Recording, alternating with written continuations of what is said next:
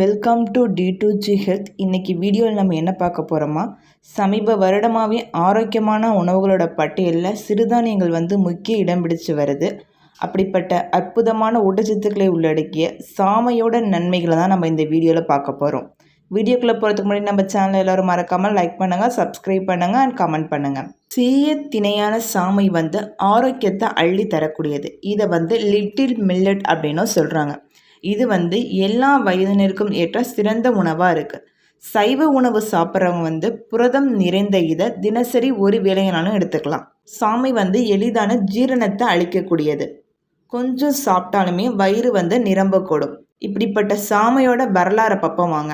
சாமை தானியம் 5000 ஆண்டுகளுக்கு முன்னரே தெற்கு ஆசிய கண்டத்தில் தோன்றியது. இந்தியாவில் உருவான இத்தானியம் இந்தியன் மில்லட் அப்படின்னும் சொல்கிறாங்க. இந்தியா, இலங்கை உள்ளிட்ட நாடுகளில் பல பிரதேசங்களில் கிமு காலத்திலேருந்தே இந்த தானியத்தை பயிரிடப்பட்டு வளர்த்து வந்திருக்காங்க. மேலும் இந்த தானியம் மக்களின் முக்கிய உணவாக இருந்ததா பண்டைய தமிழர்களோட கல்வெட்டிலையும் தொல்பொருள் ஆராய்ச்சியிலையும் கூறப்படுது. தற்போது இது பரவலாக இந்தியா, இலங்கை, நேபாளம், மலேசியா, மேற்கு மியான்மர் ஆகிய நாடுகளில் பயிரிடப்பட்டு வருது. இந்த சாமையில் இருக்கிற ஊட்டச்சத்துக்கள் அப்படின்னு பார்த்தோம்னா, சாமை புரதம், நார்ச்சத்தை நிறைஞ்சது. 100 கிராம் சாமையில் புரதம் 9.7 கிராம், நார்ச்சத்து 7.6 கிராம், கார்போஹைட்ரேட் 60.9 கிராம், கொழுப்பு 5.2 கிராம், கால்சியம் 17 மில்லிகிராம், இரும்பு 9.3 milligram, thiamine 0.30 milligram, niacin 3.2 milligram, riboflavin 0.09 milligram. Carbohydrate அதிகம் என்றாலும் இது எளிய சர்க்கரை கொண்ட கார்போஹைட்ரேட் உணவும் கூட. இதில் vitamin B, vitamin B6, folic அமிலமும் நிறைஞ்சிருக்கு. சர்க்கரை நோயாளிகள் சாமை சாப்பிடலாமா அப்படின்னா, சர்க்கரை நோய் பெரும்பாலோரை ஆக்கிரமிச்சிருக்கு. எப்போதும் இரத்த சர்க்கரை அளவை கட்டுக்குள் வைத்திருக்க உணவு முறையில் கவனம் செலுத்துவது அவசியம். சர்க்கரை நோயர்கள் நார்ச்சத்து மிகுந்த சாமையை எடுத்துக்கொள்ளும் போது செரிமானத்தை மெதுவாக்கி இன்சுலின் சுரப்பை தூண்டிவிட செய்து, இரத்தத்தில் சர்க்கரை அளவை சரியான அளவில் வைச்சிருக்கவும் செய்து. ஆராய்ச்சிப்படி சிறிய திணை செதில்கள் கூட 52.11 எனும் மிதமான கிளைசமிக் குறியீட்டை கொண்டிருக்கும். நீரிழிவு நோயாளிகளுக்கு குறைந்த கிளைசமிக் குறியீட்டை கொண்ட உணவுகள் பயனுள்ளதாக இருக்கும் அப்படின்னு சொல்லப்படுது. அடுத்ததாக பெண்களுக்கு சாமை அரிசியோட நன்மைகள் அப்படின்னு பார்த்தோம்னா, பாரம்பரிய உணவு பழக்கங்களை மேற்கொண்டவர்களுக்கு மாதவிடாய் கோளாறுகள் பிரச்சனை அதிகம் இல்லை.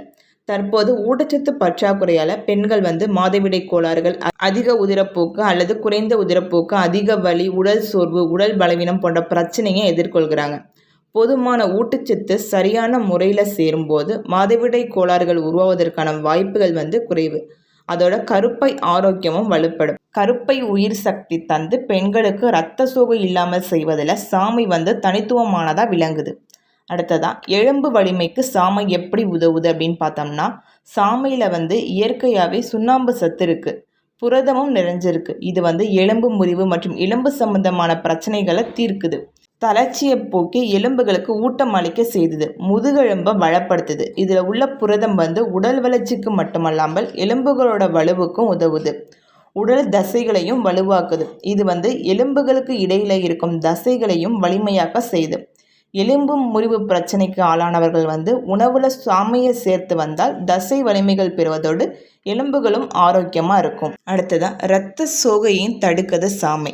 சிறுதானியங்களில் சிறந்தது சாமை அப்படின்னு சொல்வதற்கு இதுவும் ஒரு காரணம்.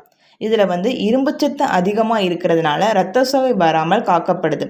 ஒரு கப் சாமை நாள் ஒன்றுக்கு நமக்கு தேவையான இரும்புச்சத்து தேவையில் 1/3 பங்கு கொடுத்துவிடும் அப்படின்னு சொல்லப்படுது.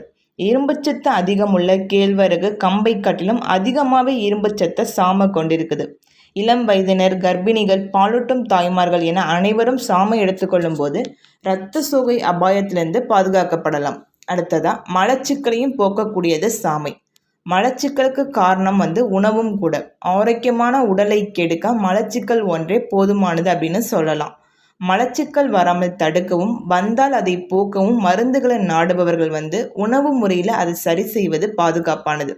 அந்த வகையில் உணவில் சாமையை எடுத்துக்கொள்ளலாம்.